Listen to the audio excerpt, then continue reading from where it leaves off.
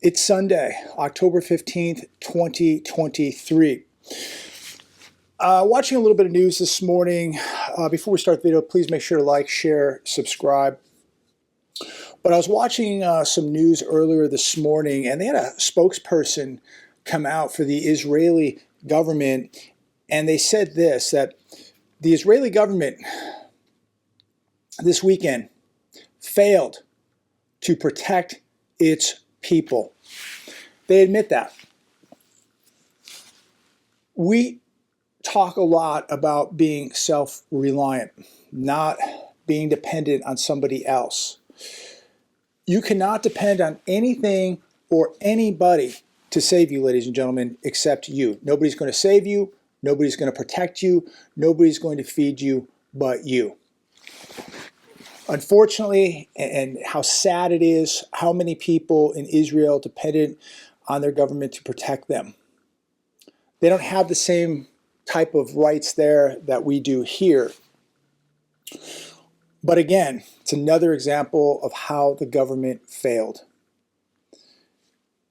Don't get in the custom of depending on somebody or somebody else to take care of you. Because this is another example of what just took place on Saturday, that you are going to be let down.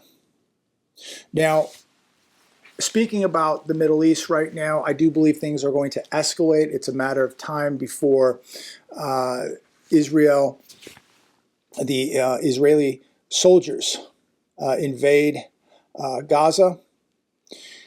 And I believe they're going to probably blow up most of Gaza, destroy a lot of buildings. I think we're going to see a lot of innocent people on both sides lose their lives. And this thing has the ability to really escalate and bring in a multitude of countries. And you've got to be really paying attention right now. I do believe that we're going to see fallout right here on U.S. soil. We got word by the FBI today that terror reports have picked up.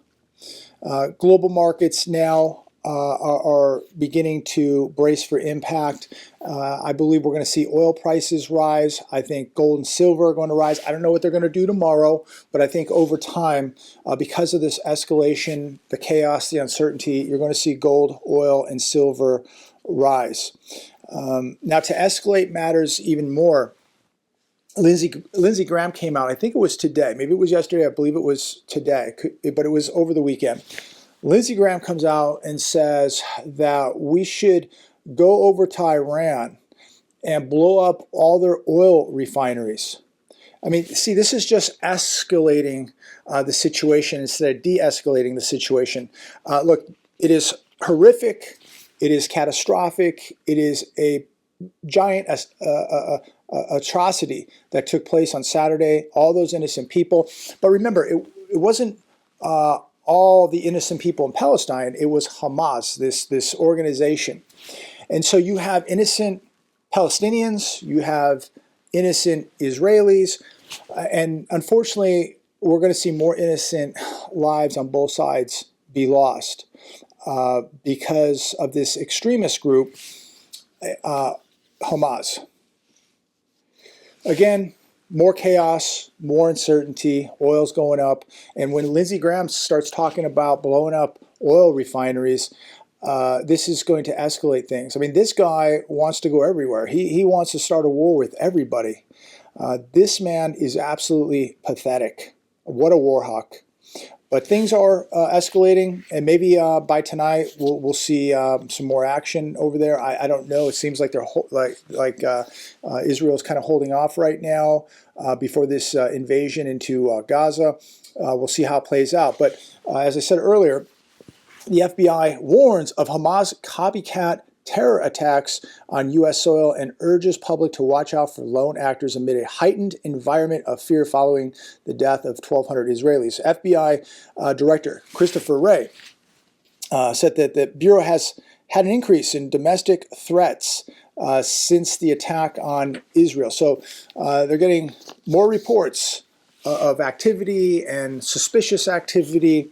Ray went on to say that here in the U.S., we cannot rule out the possibility that one of these organizations could exploit the conflict on our soil. He's telling you right to your face, ladies and gentlemen, be ready. And as I'm watching some of the news today, as I'm reading some of these articles, you know, some of these other channels are still just talking about, you know, the economy and buying houses and, you know, this and that. And I don't understand. If you really are preparing people, if you're really awake to what's happening with world events and global events, why are you not warning your subscribers, your listeners? I mean, I think we need to take a minute here. Yes, the economy is extremely important. I follow it daily. But I'm certainly not going to sit here now and talk about, you know, certain investments, or, you know, is this the time to buy a house, or should you jump into the stock market now, or, you know, any of this other economic news right now. I think the first thing we should do is make sure that everybody is warned that there is the potential of big trouble here on U.S. soil. Hopefully it doesn't happen. Hopefully nothing happens. But why are more people not alerting their listeners to this danger? Who cares about flipping houses, buying stocks, doing this, doing that, or you know, what CEO said what, or what bank is in trouble? Right? Today we have big trouble, and yes, that stuff is all important. But what's even more important is the security of each and every one of our citizens here on U.S. soil. And we should be sounding the alarm that your head is on a swivel, that if you carry a tool or a pew-pew, you need to be doing it everywhere you go. You need to be a sheepdog at this point. You need to be very aware of your environment. Everybody needs to be doing that. People need to stop walking around with this, with their eyes glued to this, with their head down. You need to be paying attention. We have a lot of bad actors here right now, and there is no doubt that this is going to boil over, in my opinion, that if things escalate like I think that they are going to, and hopefully there's a resolution to this, and this does not blow up into a full-blown war. But if it does and things escalate, then we're going to see things boil over right here in America. And there's people here right now that live here that hate this country. There's a lot of people here from all over the world right now. We don't know who they are. We don't know what they're doing here, why they're here, what their intent is, how much they hate us, but they're here. And we don't know why, what, or where. But you need to be aware of that. We're now sending over more carriers to Israel.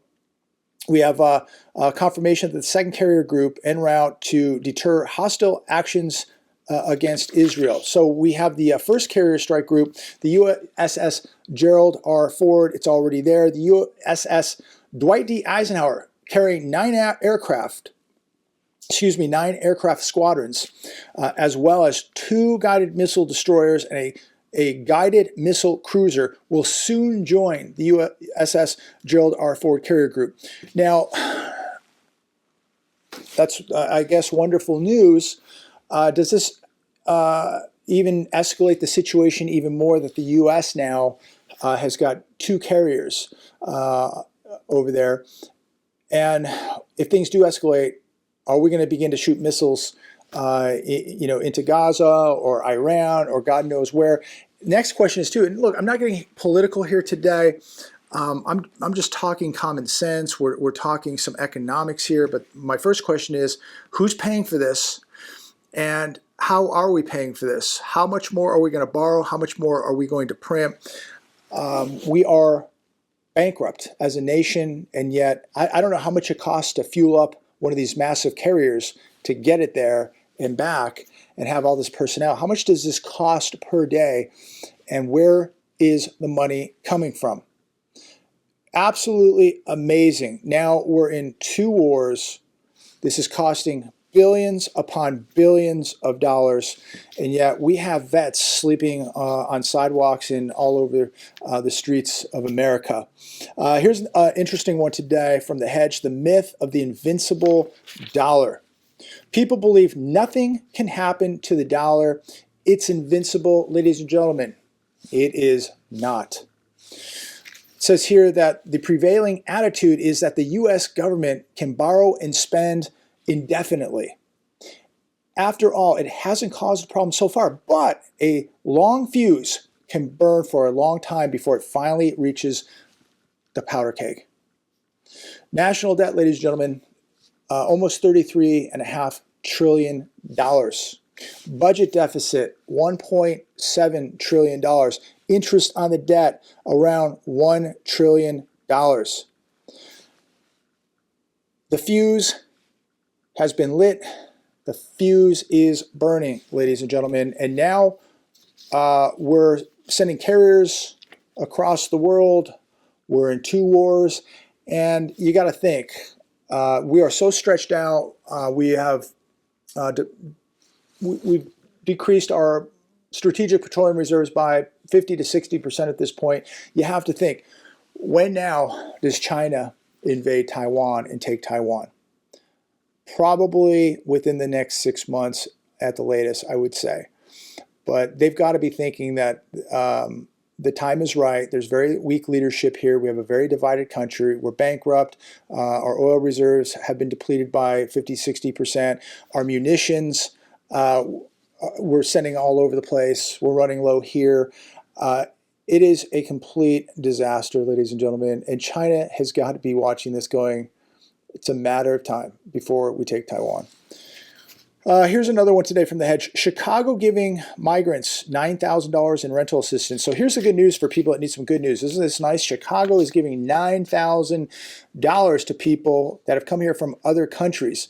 Chicago, as I said, is providing up to $9,000 in rental assistance over a 6-month period, which includes assistance for moving in as well as a starter kit to furnish their new home. Chicago has allocated $4 million to assist these people with obtaining temporary housing. Most people probably don't know, and this may be an older number, but Chicago is $108 billion with a B, $108 billion in debt. They have $48 billion in pension debt. Let me repeat that, $48 billion in pension debt, and they're taking care of people from other countries. Isn't that wonderful news? That's very good news, isn't it? So while we have homeless Americans sleeping on the streets, homeless vets sleeping on the streets, people with mental disorders who are completely helpless sleeping on the streets, people losing their homes and now looking at the possibility of being homeless with no way out. We have a homeless crisis and epidemic that continues to spiral out of control here, and people aren't getting the help that they need or deserve. But maybe this is good news that we're giving it to people from other parts of the world. Let me know your thoughts on that. Is this great news? Does this make sense? Especially from a city that is over $100 billion in debt. Unbelievable. This is absolute insanity, in my opinion. I'm going to finish with this last article. Portland financier kills man in broad daylight, road rage shooting before taking aim at filming bystander. So this is in the heat of road rage. I guess one gentleman got out of his car, the other one in his Mercedes SUV, pulled a weapon, took this man's life, and then somebody was filming it. And then this gentleman in the Mercedes started shooting at him, hit him twice, broke his femur bone. He's going to survive, though. You got to be careful out there, ladies and gentlemen. There are some real disturbed people walking the streets of America, driving down the streets of America, coming to America from all over the world, too. You got to be really, really careful. It's not worth it. Getting out of your car, road rage, ignore it, move on, avoid the situation at all cost.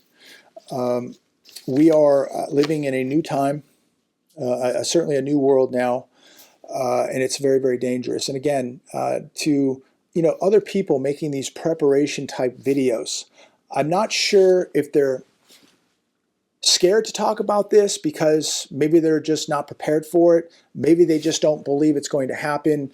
But I think if you're talking about economic preparation, you better really talk about surviving to get to a point where you can take advantage of the deals and the economy and the depression that's coming.